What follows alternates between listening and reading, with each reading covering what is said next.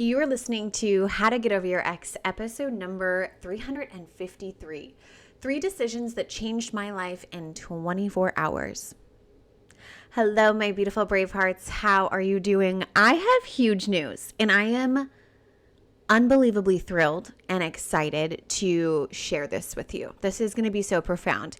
In the last 24 hours, I have made 3 decisions that have completely changed, shifted, transformed the direction of my life and my business. And honestly, they all came from this one pivotal moment. And this happened a couple of days ago now. This happened last Wednesday. I'm filming this on a Tuesday, the following Tuesday. But I wrote all of this out same day because of how big it was. Now, these 3 really huge epiphanies or realizations, I can't just not share them. It's all blowing my mind, and it's huge information. It's life-shattering. It's earth-shattering. And I feel like it's all so relevant to anyone who's feeling lost and stuck in life right now with the world changing so drastically, all the things going on, but also specifically for people who are going through breakups and heartbreak and really any phase of life that you might be in. So I want to talk about it. Are we ready? You guys, my life is feeling so delicious and good because of these things, and I'm ready for it to change yours. Okay. So there are some things in my life that I have been wanting to do. I circle back to them probably every 6-ish weeks. I would notice myself circling back. And each time that I bring it up to people around me, it gets met with this question of why? Why do you want to do those things? And they're really not meaning to do it in a condescending way. It is truthfully just more of a situation where they care. Maybe it's even coaches, some of my coaches, right? I pay them to ask the questions of why. Why are you doing that? Why do you want to do that? Where is it coming from? Which, when I had to justify my why for these things in my phone, literally it's just in my phone under the notes section of my app, it would be things I want to try in business, things I want to try in my personal life, things I want to try with the house. When I would be confronted with the question of why, it would leave me feeling I'm not sure. I don't the mind didn't really have a good why. And it would go searching for a why, and it would leave me feeling full of self-doubt and not necessarily as far to the extreme as insecurity, but I didn't really have a good why, to be quite honest.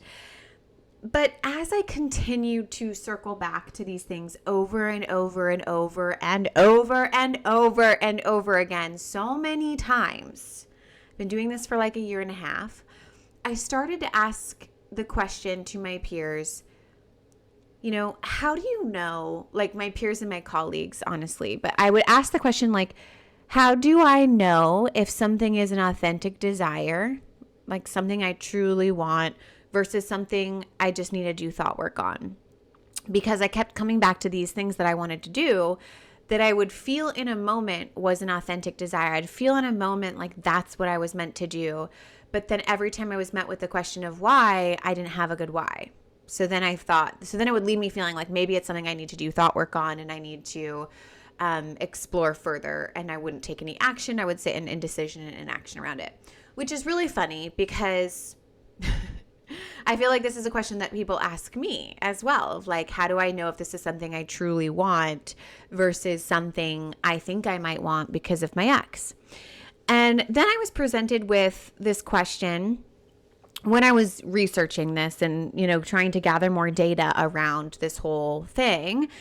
I was presented with one of my colleagues, Lindsay Mango, didn't ask me a question, but she posed a question that was really helpful for me in this situation. She said, if I already had the outcome that I desired, would I do these things anyway? Or am I doing these things to get the outcome? And I've asked myself this question before in other areas, right? Especially when it comes to non-attachment and releasing attachment to this thing that you want. You can't release the attachment to the thing that you want so that you get it. Like when I released attachment to kids, I wasn't doing it so that I could have a kid. It just so happens that as soon as I released the attachment to the kid and fully feel good with a life without kids, then I got pregnant, got the outcome. Okay. So it was very interesting because when I was posed with this question from this angle of there's the things that I have on these lists on my phone of things I want to do, but I don't have really good reasons why. So is that truly an authentic desire? When I looked at if I had the outcome that these things were associated to, if I already had a house that I was dreamy and loved and everything was perfect in my mind, if I had the business that was scaled to multiple millions of dollars a year, all of that, would I still do the things on the list? And the answer was so clear, my friends. It was a resounding like yes. For each item in my notes section titled things I want to do, if I already had the outcome, those things were still a yes for me. So it became glaringly obvious in that morning, 3 things. And literally, you guys, in this one morning, just a random Wednesday morning, I started executing. And I didn't get dressed. I didn't eat breakfast. I very literally could not do anything else but execute this like burning desire within me that I had been stuffing down for a year and a half. It felt so good. And the best that was the best feeling I had all morning, for this like clear conviction of I am done explaining why. I felt this like literal like completeness with the annoyance and the bitterness of like, I don't need a why. And that leads me to epiphany number 1, or realization number 1, this first aha moment of I'm done explaining why I want to do something, my friends. I don't have to. And neither do you. I don't have to explain my why. I don't have to explain why I want to do something to someone else. I just don't. I can just do it. It's my life. I want to do it because my inner voice says so. I want to do it because I feel called to. I don't have to have a good reason to. And oftentimes, to be quite frank, I don't have a good reason. And my reason will never be good enough for somebody else because it's my thing. Isn't that kind of crazy to think about? I just want to do something because it makes me come alive, because I'm lit up inside, because I have a fire within my insides that it wants to explode, and this is what's going to ignite it and light it up. And that's all I had when it came to these things on this list of like, why do I want to do these things on my list? Because they light me the fuck up, because I feel alive, which brings me to epiphany number 2. This is different, but also related to number 1. I was really living my life by committee instead of what makes me come alive, which is a pillar inside of Bigger and Better Life Mastermind that I teach on quite frequently. And I'm asking this question of my, brave hearts in the Bigger and Better Life Mastermind all the time. But I didn't realize it when I was in it, which again is just like, it shows you how important coaching is from the outside. I spent a year and a half outsourcing these things without even realizing it. It really was like when I turned into a mother, life felt like it got really serious and like things were more serious or something. And then I felt like other people knew what was going on in business better than I did. Other people knew how to parent better than I did because they were experts. So crazy, right? But it felt legitimate. It did. Like in the moment, it felt legitimate. Like, I think I'm going to do this thing. And like I would mention it, they would ask why. And my mind would just scrummage for a reason. But it felt like I didn't have one. And then back to the drawing board I would go. But what I realized is in my cracking open of, I don't actually have to explain my why. I can just do it. Once I started taking action, just simply because it made me come alive, not because I had a good reason, I could very clearly see the why. The why started to appear afterwards. There was no way I was going to see the why beforehand, which I find very fascinating. It wasn't until I took action that all of a sudden, all of the whys began to appear one at a time, the further into implementation that I got. So sometimes, and I think probably more than we realize, what makes you come alive, you won't know or understand the why. And can we let that be okay? It's like very awkward. So can we give ourselves permission and begin taking action before we understand the full why? Is that okay? It felt not okay to do. It kind of felt reckless. It felt like, I'm a mom now. I'm a wife. The decisions that I make influence other people. Look at the brain. The brain gets so serious. It's not that serious. We are literally like alien beings, just like rotating on a ball, a rock in space. It doesn't have to be that serious. But it did not feel okay to just do something because it made me come alive. But what was so fascinating is what I was doing. I was trying to do all the right things or the rules, and that wasn't working either. So at the end of the day, if that's not working, why not do the thing that makes me come alive? And it didn't make sense until I did it, until I did the thing that made me feel like I was going to come alive. And then I came alive. And then all the reasons as to why it was important that I do it this way or do these specific things on my phone list, that it was just so clear these are the reasons why. So here today, I am giving you full permission to do the thing that doesn't make sense, the thing that feels unhinged, the thing that doesn't have a solid why that you or other people, don't understand, because the why will present itself along the journey. The why will present itself along the journey, and it's so important that you go after what makes you come alive and not be living your life by committee. Do the thing that makes you come alive, my friend, because half the time, I think when we're lost or stuck or feeling stagnant or sitting in action or indecision or confusion, we're saying we don't know, when in reality we do know, we're just too afraid to take the action on it. It's literally a bigger and better life mastermind staple, which makes me so giddy and delicious. I love living by BBL's rules. So then epiphany number 3, this was like my third mind-blowing moment happening kind of all, it all was accumulating before Wednesday morning, but it all finally clicked Wednesday morning, if that makes sense. So then epiphany number 3 is like, it doesn't have to be so hard.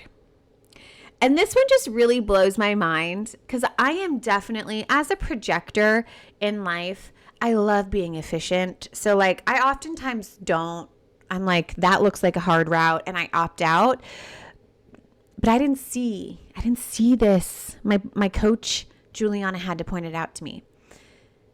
I went to the DMV recently, you guys, to change my last name. So fun. I'm so happy and excited that I got to change my last name. And although it's not like the most fun activity, right, going to the DMV, it is a very clear activity. Right? Their website told me exactly what documents I would need, where to make the appointment, how to get there, all to like get the outcome. If I took these steps, then at the end, they would hand me a new ID with a new name. And so I gathered all those documents. I went and scheduled my appointment. I paid them, and they handed me my new ID with my new last name as expected. And I remember going through that process in that same day being like, this is literally the Get Over Your Ex program. I feel like I take something that can be confusing and deep and then transform it into something simple, straightforward, yet profoundly life-changing. And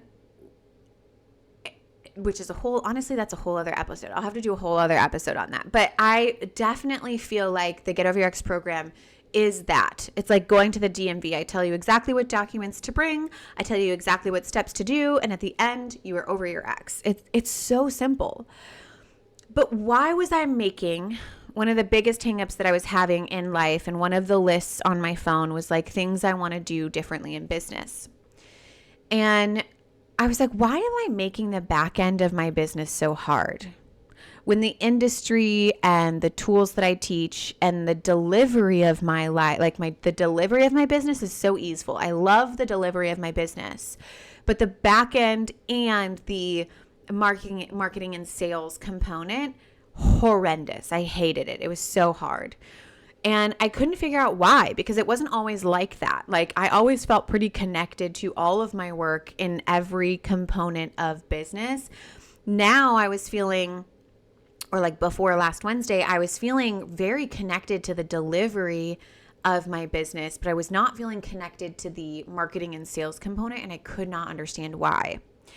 And I didn't understand like why and how could there be such a huge contrast. I had never experienced that. And it all hit me like a ton of bricks. I was thinking that it had to be hard. I was thinking that I didn't know enough, that had to be hard. It had to be this one way. And I was thinking, to make it worth it, to make overcoming this and make this like multi-million-dollar business that impacts millions of people, if it's not hard, is it worth it? Isn't that crazy? Is it worth it if it's not hard? And then I thought about like my brave hearts who come to me, and I can so clearly see that, they're devastated, going through loss, and they're almost like subconsciously afraid to let the heartbreak be easeful and not take time, because if it doesn't, like how dare I let something so meaningful go in a moment? Like if I let this heartbreak go in a moment, or if this heartbreak doesn't take a really long time to get over and it's not, so painful, then it wasn't worth it in the first place. That relationship wasn't worth it. And we see it done in the opposite direction. Like if your ex moves on quickly, you make it mean you weren't worth it. It's like such a full circle, like holy fuck moment, right? Like I can see it so clearly in the heartbreak world, but I was not seeing it so clearly in my business. And it's just like blowing my mind. Almost like your subconscious brain is saying, if I get over my ex, if getting over my ex is simple and it only takes me 3 months or less, then it means the relationship wasn't worth it. Because you would make that mean that if your ex did. If your ex got over you in 3 months and it was simple, they just followed steps like they went to the DMV, then you would be like, oh my God, I wasn't worth it to them. You're probably already doing that regardless of their journey, right? Or it means there is something like morally wrong with us for being able to get over it quickly and simply and cleanly. Is that not insane? So crazy. So that's blowing my mind because I see the opposite experience in heartbreak. And then when I'm witnessing my experience in business, I'm like, whoa, I'm doing the same thing with the, part of the back end of my business, the marketing and sales of my business. It doesn't like, what if doing marketing and sales, it's simple and it takes me 3 months or less? It can still mean like, oh my God, it was all worth it. And it's still impactful. It's just like, it's kind of blowing my mind. It's crazy. So there were so many parallels around that, but it doesn't have to be hard. The back end of my business can be so easeful, and as easeful as the delivery part, because delivering my Bigger and Better Life Mastermind and the Get Over Your Ex program is so easeful. And I feel so connected to my people, and it can feel just as aligned in me as the delivery. So your bigger and better life doesn't have to be hard. Let me say that again. Your bigger and better life doesn't have to be hard. It doesn't require a shit ton of effort. And getting over your ex doesn't have to be hard or complicated. It's actually very simple, and it doesn't have to take forever. And I think as women, specifically women I'm speaking to, we are conditioned to believe that it has to be hard to prove worth. We were taught that it proves worth. If we work hard, it's worthy. And I am here today saying you can unsubscribe to that idea. You can unsubscribe. You can opt out of that language. You can opt out of that, conscious collective experience. Get out. Because when you start to realize that you don't have to explain why you want something, and you can follow what makes you come alive, and it doesn't mean there isn't work involved, but it means that the work will feel delicious and authentic to you, so therefore easeful, which then also collapses timelines and makes it happen easier and faster than you ever imagined or thought possible. And honestly, what was so interesting was I was having a broader conversation inside of the Get Over Your Ex program about Bigger and Better Life Mastermind and the 3 pillars that we utilize, to live and build bigger and better lives.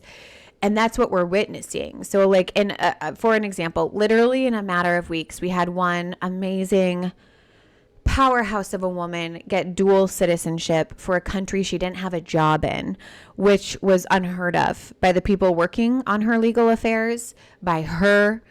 And after pursuing this for years, it happened in a matter of weeks once she aligned herself with what was true for her, and she was living in alignment with what made her come alive, and realizing that things didn't have to be hard and that there are new ways to look at what's possible, and started feeling the momentum of that. And another just moved into her epic $1 million home. That was a whole self-identity upgrade. And it wasn't the house that did that or created her upgrade. It was an identity that I was so grateful that I get to witness this. It was an identity she was living in before that house ever even manifested into reality. I felt like the house was the physical representation of who she was already being. She followed her most authentic way of doing things, did what made her feel alive, elevated, expansive. She didn't explain her reasons and didn't overcomplicate or make things hard by not being her. And when the house came to fruition, I could really see the house it was a direct reflection of the person she had already been embodying. And it was and still is so magical and amazing to me. And that is what collapses timelines, is doing things in your way, doing the things that make you come alive, and recognizing that the things that make you come alive are easeful to you. It doesn't mean that there's no effort, but they are easeful to you because they are you, because they do make you come alive. And if you found yourself feeling stuck or lost or confused because you're trying to answer the question of why I want to do something, no wonder you've been sitting in indecision and inaction. Release yourself from the why. Recognize that I get to take action from a place that makes me feel like I'm alive, and then you get to let it be easy. And when you do that, that is when your timeline will collapse. That is when things just fall into place a lot quicker than you ever even imagined. And just like that, you guys, in one morning, the back end of my business and my life became alive and easy and the most me again that I have felt since like 2022. I could cry. I am so excited to feel alive and connected to the whole of my business in a way that I have not felt in so long. I know that this is a turning point. I know that this is a point that I will look back on and be like, whoa, it happened, it clicked, it formed. And I'm just so eager and excited, and having already implemented so many of the things that I've been wanting to do, it just makes me so happy. I could cry. And honestly, witnessing, I do want to call out something that's important to me to share as well, which might seem a little off the wall, but it's important. I want you guys to hear this. A lot of my epiphany was also inspired by my people, by my brave hearts, by the people inside of Get Over Your Ex, by the people inside of Bigger and Better Life Mastermind, and of course my listeners, you here. And I just want to express how grateful I am, because I do genuinely feel like we are doing this work in parallel along each other, beside each other. And I don't feel like I have acknowledged that enough. And I just want to say thank you so much, because you as the listener is what created me into being Breakup Coach Dorothy, and I'm forever grateful. This is a job of my dreams. I love doing life coaching. I love being here speaking into this podcast mic and being able to share self-helpery. I was talking to a friend about, what would you do if you weren't a coach? And then I'm like, I wish that I could get paid for doing self-development programs and then reviewing them. And I'm like, literally, that's what I do. That's what I do here. So I get to do the job of my dreams. I get to help people for a living, making a huge impact in their lives during a time that is the most dramatic comeback or the most dramatic transition, or when they're feeling at their lowest. And I don't take that for granted. I very much appreciate that. And I very much appreciate being trusted with some of these deepest moments in people's lives. And I am so grateful for the time that you spend with me here on the podcast. And I just I don't know how I'll ever like repay that. And I just wanted to say thank you, thank you, thank you. I love you all so much. I am so grateful, and I am feeling more connected to everything that I do as a whole than I have in a really long time. And that makes me really proud and happy and alive and me again. And I'm so grateful. And I just feel like I can have like this resounding, like, I'm back, baby. And it feels so amazing. But I love you. I hope you guys have a great week, and I will talk to you next time.